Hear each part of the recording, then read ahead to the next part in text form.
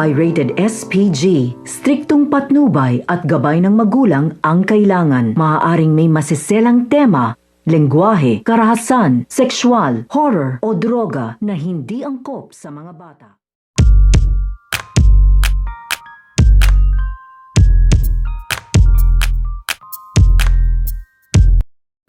Ang muling pagkikita nito nga ni Bert at ito nga si Ali, dahil nalaman nga dito nito nga ni Bert na ito nga telepono nito nga daw ni Ali ay nakaw nga daw ito, kaya nag-alala nga dito ito nga si Bert dito nga kay Ali, dahil ito nga si Bert ay naisipan nga na dito na bilhan ng telepono ito nga si Ali, at ito naman si Ali ay gusto nga rin niyang sanang makipagkita dito nga kay Bert dahil meron nga itong kailangan dito nga daw sa kanyang telepono. Pero ikakagulat nga dito nito nga ni Ali na ito nga telepono nito nga ni Bert ay wala na nga daw sa kanya, at tuwang-tuwa pa nga dito ito nga si Bert dahil meron na nga daw siyang bagong telepono. Kaya nga ito nga si Ali ay nawindang nga dito dahil meron nga daw siyang kailangan dito nga daw sa kanyang telepono.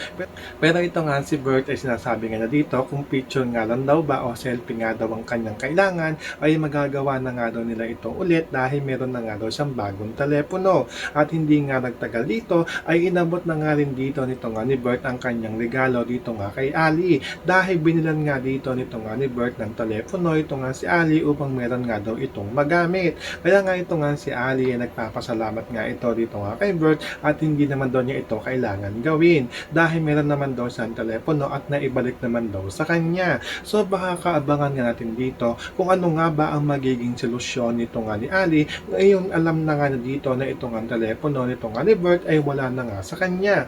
Yan ang ating mga kakatutukan at pakakaabangan dito nga lang sa Too Good to Be True.